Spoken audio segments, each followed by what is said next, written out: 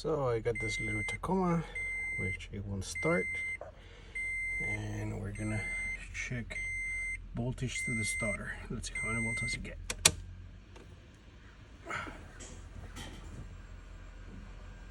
.7, that's on the starter solenoid wire, not enough voltage. So my problem, I think, is gonna be right here at this ignition switch. So I'm gonna test that one out. I haven't tested out yet. Just open this whole, let's just open this whole section so I can get access to it. So I'm gonna check it right now, and then we just go from there. I'll see you in a few minutes. Okay, so I checked my voltage, and I only had 3 volts, and it dropped down to 2.9, just as it did before. So here's my new switch.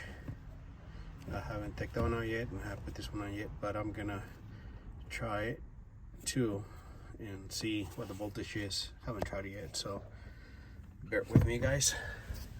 Yeah, let's see. Yep. All right, here we go.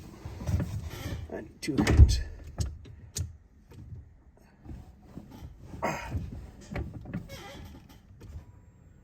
There it goes.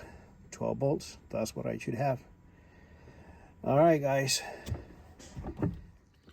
You may want to see how to remove the switch, right? Okay, so this is the tabs that holds it in place.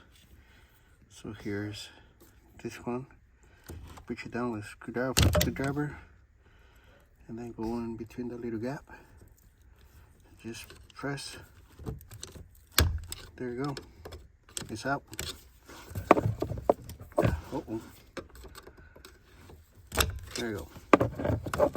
That's it. See? There's the 2 little tabs. That's what you're gonna do. To put the new one on, just press it in. There. On. And the horn is already on.